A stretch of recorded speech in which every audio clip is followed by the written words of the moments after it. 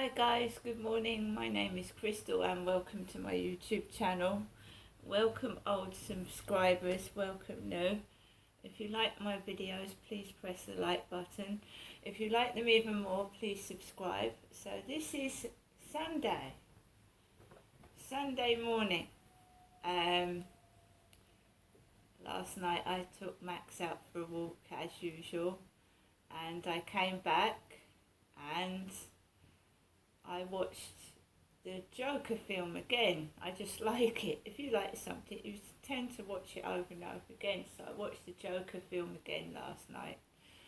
This morning I've got my Frosties and my coffee.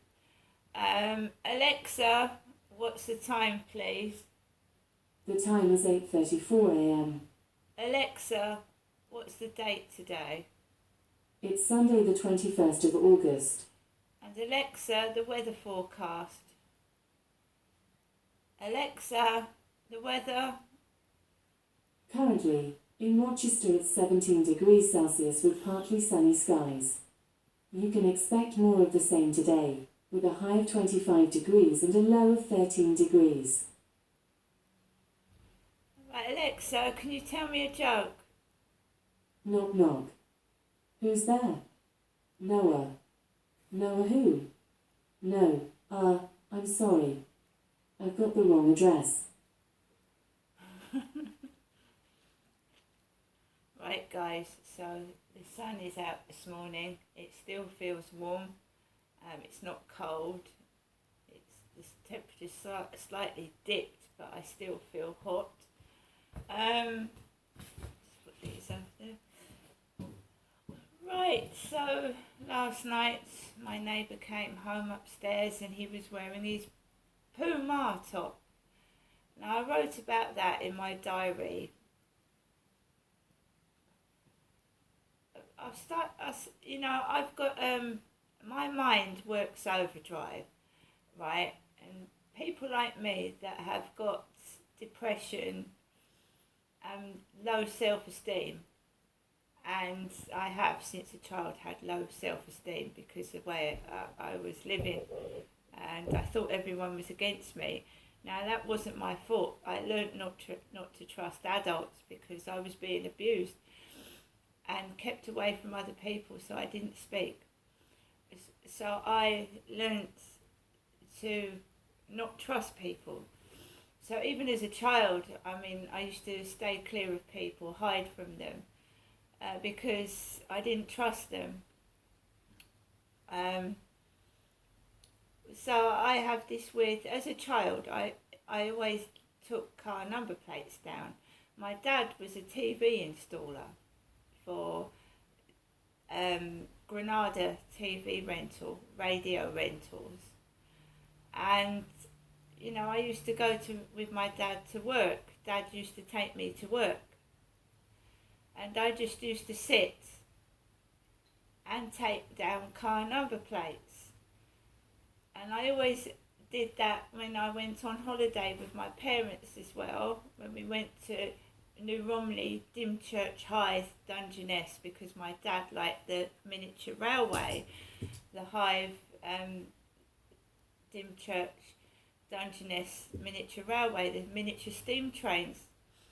And I used to just sit and take number plates because my dad didn't like people. He really didn't mix with other people. He had a job and he spoke to people, but he didn't like people. He didn't have many friends. There was only 3 people at my dad's funeral, and he had workmates and things like that, and he'd talk, because you have to at work, you have to talk. But my dad was a chap that didn't like people. And unfortunately, I've inherited that from my father, this shying away from other people and staying indoors. So I took down car number plates and I started to notice that some number plates spelt out words, F-A-T. And, people had exclusive number plates with their names on. Like Karen would be spelt out in numbers and letters and things like that. And then I started to think, you know, fat.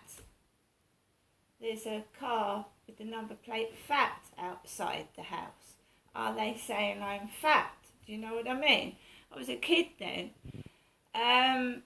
So when people have got t-shirts on, right, and there's words printed on them, you know, for someone that's self-conscious and it's got low self-esteem, you know, sometimes they think it's aimed at them. So I wrote down, well, for certain circumstances, when I was living at Lansdowne Court, I let things get on top of me, right? I didn't like living in that flat. I felt it was a bedsit.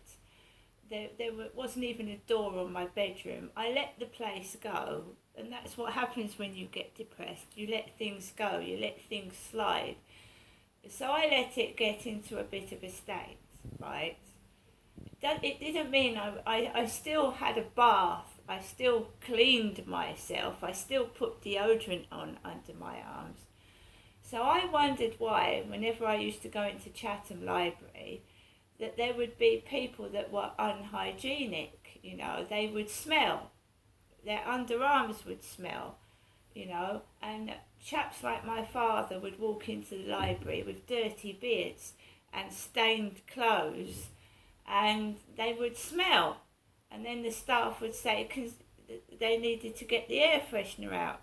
It wasn't me that was smelling. Although my flat was untidy and it was cluttered, I always had a bath, I always washed myself, and I always changed my clothes, because if you see my videos, I'm not always wearing the same clothes in them, right? So I used to go into shops, and then there would be a big, large girl that stank of urine or BO, and I was always clean, and I always changed my clothes, and I do now. Now when someone keeps putting you down and says, ugh, you stink, you smell, ugh, and you don't, you believe it. So some sort domestic violence is also putting somebody down.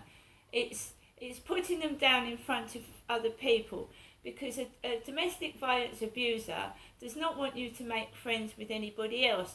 So if they stand outside your front door near your neighbours, oh, it smells in here, ugh, then your neighbours hear that. It's not true, but they hear it.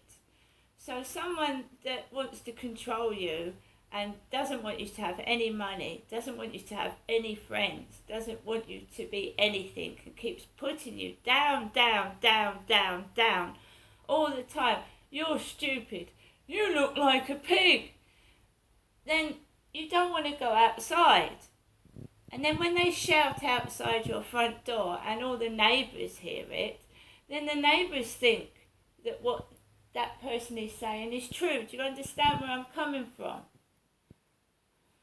So a domestic violence abuser, someone that doesn't want you to become anything, will keep putting you down and in front of neighbours. And some neighbours and some people outside will believe what they're saying. They haven't met you, they don't know your circumstances, they don't know what you've been through. But when somebody is with you and they shout really loudly, nasty, negative things, it destroys your whole being. So I let Lansdowne Court go because I was being treated like shit by more than one person. Now I've wanted this flat to be a new start.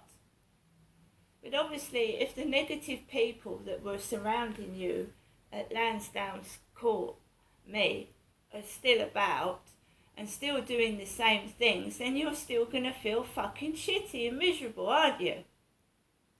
Of course you are. You want someone to say, come on, let's go out. Come on, you know, it's not that bad. Let's do something. Come on, let's make you feel better, not make you feel worse. Do you know what I mean? So I'm afraid was at Lansdowne Court has followed me here. Because the negative people that are taking the mickey out of me are still with me doing it. And when I go up to my mum's, right, I'm not a nasty, vicious person. When someone has to bring up your children, that one I haven't seen in 10 years, to cause a reaction and, to slam doors when I've got face pain and make loud noises to annoy me and irritate me. And it was done to my dad. He would be sat down on the chair, minding his own business and being quiet, and suddenly, accidentally, my mum would stand on his foot. Or she'd accidentally tip hot tea over his leg. And he'd get up and get cross and upset. Now, my dad did have sensitive ears and he didn't like noise. So my mum used to run the tap, kitchen tap, while he was watching the telly, continuously run it for about 10 minutes and he couldn't hear the TV set. She used to go in the bathroom and run the taps. And lately my mum has been slamming the front door really hard and it's nearly shaken the teeth out of my jaw. So she's banged it. And last time I went round there was no arguments, no arguments at all. And Sue and Barry were sat outside with their daughter on the motorbike, because Sue and Barry's got a daughter that rides a motorbike. And then Sue's friend came round in a big car, like Tony. When my son was adopted by Joyce and Brian, they had a big beige, like 8-seater car when I had nothing and I was living in a women's refuge. So this big 8-seater beige car parks outside my mum's kitchen window, and it reminds me of Anthony when he was tiny. So you've got Sue Barry, the daughter, and what looks like, my son's adopted mother's car. Right?